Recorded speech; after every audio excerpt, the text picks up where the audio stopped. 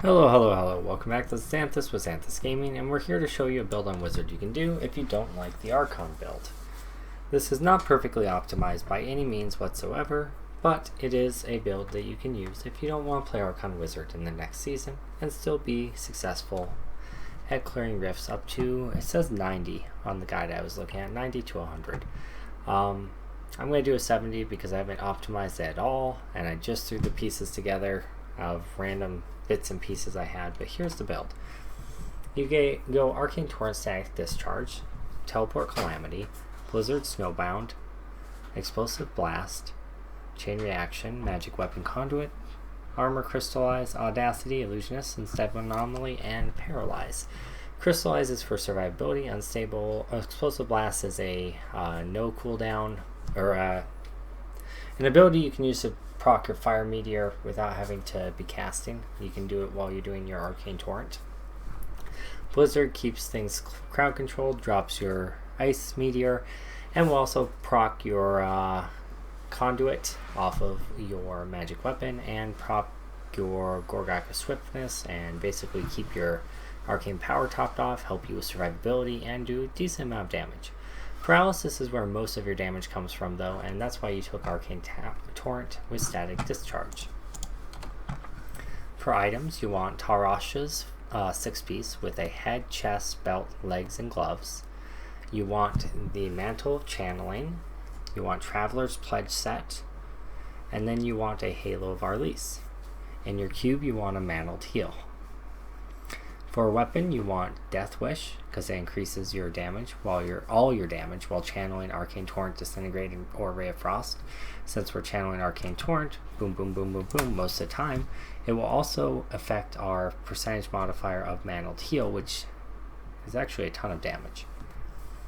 You get increased damage and damage reduction when you're channeling as well from your Mantle of Channeling. All in all, it becomes relatively tanky. For gems, you want Pain Enhancer for the attack speed boost it gives you, and the bleed can proc your resource regeneration from Conduit. You want Take of Swiftness for damage stacking, and it also gives you armor for each stack, which gives you survivability. And you want Bane of the Trap because it's ridiculously powerful. Alright, we're going to pop into a level 70 Greater Rift and give it a go. We just cleared one a moment ago with plenty of time to spare, so hopefully it goes just as well. This is only my second time playing the spec even, so I'm no expert at it by any means. I have found that you do want to be moving to get decent packs of enemies gathered up, because a lot of your survivability comes from your Halo of Arlis and your Crystallize. Oh, by the way, you have Halo of Arlis in your cube. Nailing this guy, nailing it. Alrighty, so we have Mantled Heal in our cube, Halo of Arlis in our cube. We actually also have Aquilus Caress in our cube, which gives us 90% damage reduction when we're over like 90% mana, something like that, or 90% arcane power. So basically we're going to have huge damage reduction up all the time, just because our Magic Weapon Conduit is going to help us keep that up, and our Blizzards are going to help the Conduit keep procced. So we're going to get lots of arcane power back all the time. There's an elite pack we can engage. We want to watch out for the furnace that's right here. Looks like it is a Vortex Shielding, Nightmarish, Plague, and Electrified. And there are also some of the locusts in the area, so that could actually be a little bit tough for us to take care of. We'll see what we can do. We're going to reposition down this way. We're just going to kite this. I don't think we're going to worry too much about them right now. I think this might be a pack we want to consider skipping. Doesn't look like they're going to let us. They are the wraiths, so they're a little bit harder to kite around. We just got to be real careful not to get feared into the furnace. Got the kill on it, and we move on. We'll keep channeling as much as possible while still maintaining our ability to do damage and stay alive. We took illusory boots so we can move through enemies, through walls, and stay alive in bad situations. It also helps us in skipping packs if we want to skip packs, which sometimes we will want to do. always remembering to make sure you keep your Talrasha's 4-piece set up and procced as much as possible. It's important not to forget to do your explosive blast. Even though it's not a huge source of damage, it is a source of damage reduction, as we did take the Orb of Infinite Depth in our cube.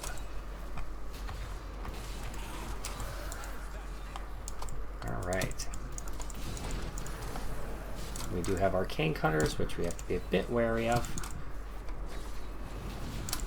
as we move in here to finish off this elite pack. We want to make sure that we're watching the position of not only the Arcane Cutters, but also the Locusts from the Bug Boys. Technical term there, Bug Boys. I'm just going to skip over a lot of the damage from the bugs, using our teleport to reposition where we can, and making sure we don't take Arcane Cutter damage. Such a happy little Arcane Cutter. Oh, that was a mean little Arcane Cutter. Play some jump rope. The shielding is very annoying. The knockback is equally annoying. We're actually going to be taking a lot more damage right now because we don't have a lot of enemies around us, so our Halo of Arlis is not giving us nearly as much armor, so we have to play a little bit of the range game. Try to drop our cooldowns when his shield is not up.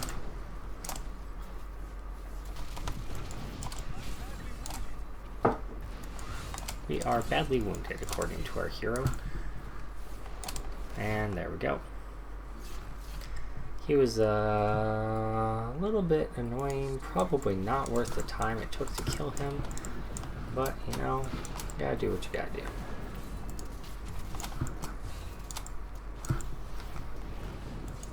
Our Scoundrel does have an S of Johan for grouping up enemies, so that we can try and make the most of our Talrashas and our Electrocute Conduit stuff. Halo of Arlis, words are hard. And there's a power pylon. It's cool. I would actually like to just keep walking until we find an enemy mob pack so that we can make sure we burn it down with our power pylon that we just got. We found one pretty quickly, which is good. Might have actually found two. Nope, just one. Actually, I think we found two, because I think those are minions from another one. They are. Alright. So that's good and bad, because he looks like he is destroying our soul. So he is Molten, Wormhole Juggernaut, reflects damage. We're going to see if we can run away from him, because he's going to destroy us. Just straight up destroy us. Does not look like running away is going to be an option. I think that we might be a bit screwed. We're going to see what we can do about just running away like a scared little kitten. I don't really want any part of him. If I have to kite all the way up to the next zone, I will do that. I'm just afraid that with our current gear setup, we're not going to be able to do anything against him. I might have been forgetting to activate my armor there. So we died awfully quickly.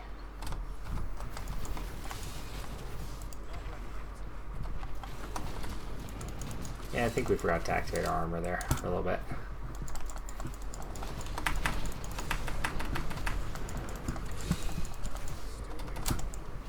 It's a lot of enemies. I think we're just going to move on to the next area. Looks really scary.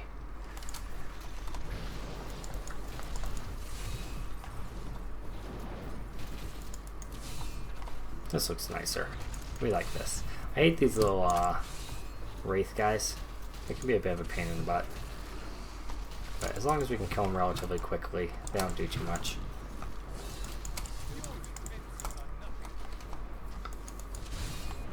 Like I said, not an expert by any means with this spec.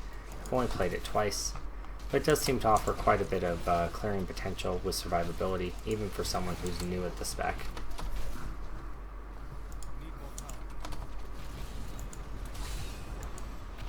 The Halo of Arlis is actually really wonderful. Gives you lots of crowd control and lots of survivability in the middle of big packs. I actually find that I'm having better luck clearing just going through big packs of light mobs than I am with elites. But that said, the ideal situation is to get an elite that you can easily kill along with a ton of white mobs. The not ideal situation is to have 2 elites like I have right now, because it's not really a huge elite killer necessarily, but it is pretty good at holding up to lots of enemies all at the same time. We can just walk through walls, so it makes the waller insignificant here. However, the 3rd elite is very significant. Holy crap. We might be kind of hosed here.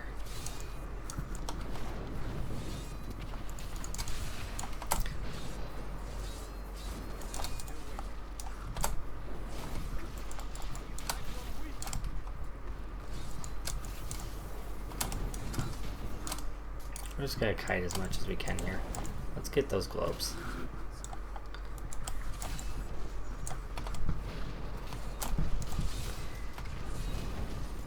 See what we can do, just burning down as much as we can right now and getting out so Frozen doesn't kill us.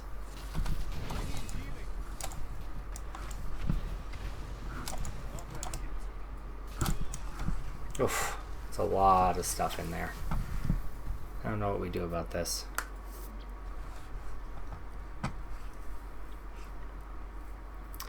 Missile dampening, huh? That's pretty bad.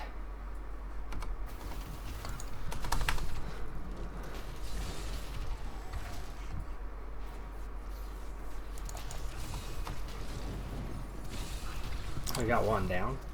That's good.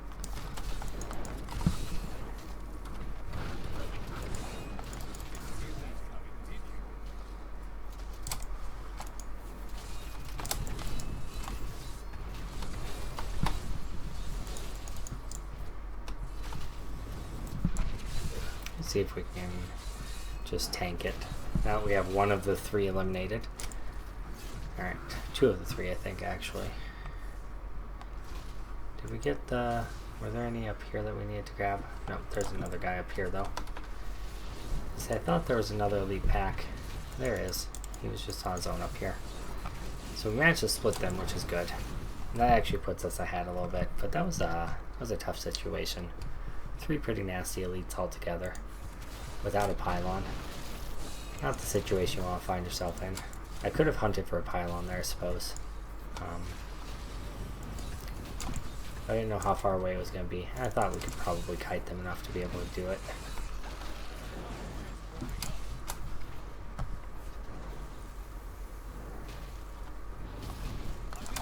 Oof. Arcane Cutter's hurt. Don't stand in them.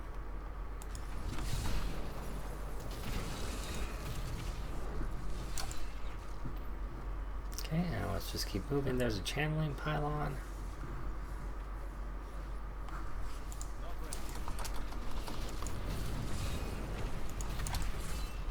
Let's just go grab that. Lots and lots of explosion blasts.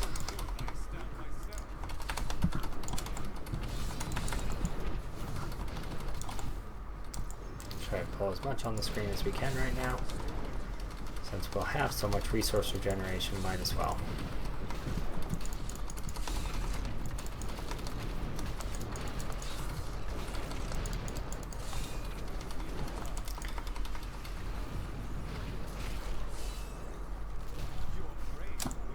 Yeah, it's good amount of clear speed with channeling pylon.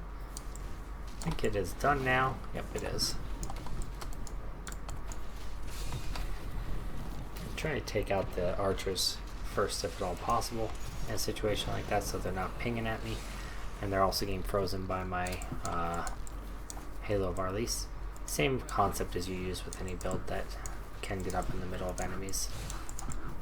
I don't know if this build you necessarily have to have in the middle of enemies, but you do get quite a bit of survivability when you're channeling and they're frozen around you.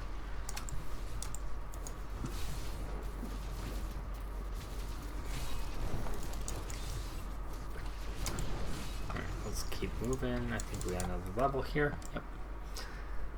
So we're on an outdoor area here, which could be really good or could be really bad. Oh, that was a lot of damage. I really don't like the lightning guys.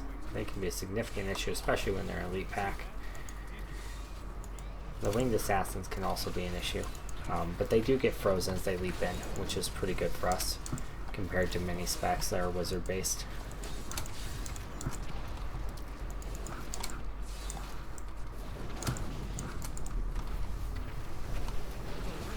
Alright, and there's our Rift Guardian. Now he shouldn't be any big thing.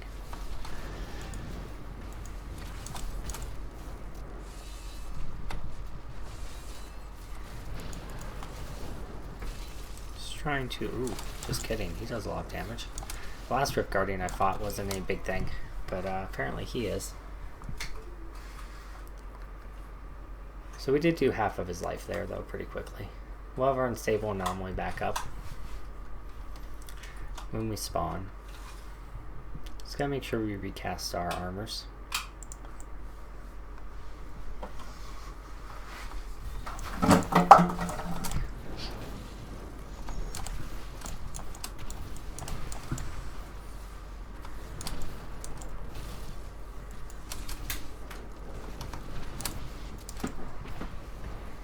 Try to dodge as much of his stuff as possible. Or just face tank it and die. That's a good strategy too. Minute 24 left. We keep doing stupid stuff, we might not make it. That'd be a bummer. I think we'll be okay though.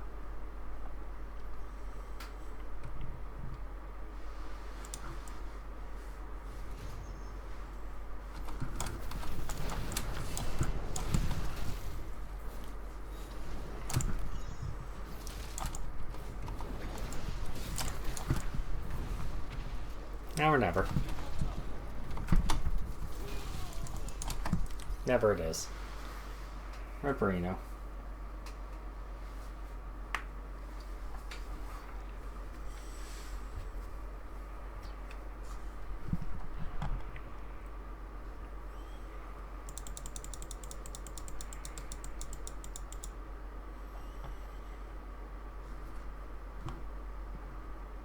So ideally we want a Rift Guardian where there are ads and enemies with you.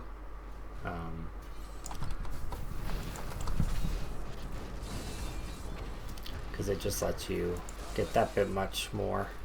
Ooh. Ooh. Oh, look at that. So close. We got it. That was tight.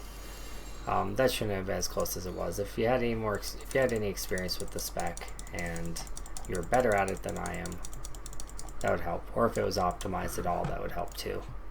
This is not even remotely optimized. I haven't rerolled 3/4 of the things. But hey, there's an ancient version of these shoulders. That's pretty cool. Let's use that instead. It's a good upgrade. Our Takeuk isn't very leveled either. It's only level 42. So definitely room to improve. But it's a pretty good build. So if you want to be doing wizard things without being Archon in the seasons, you could use this build. You could also use the Delcier's melee build, or you could use the other build that I live streamed the other day, which is capable of doing 70 without using Archon. So there we go. I hope you enjoyed the video. If you did, leave a like, comment, subscribe. If you didn't, let us know what we can do differently either way, and let us just carry on, I guess. I don't know. Words and things are hard. I'm tired. Thank you for joining us. Have a great day.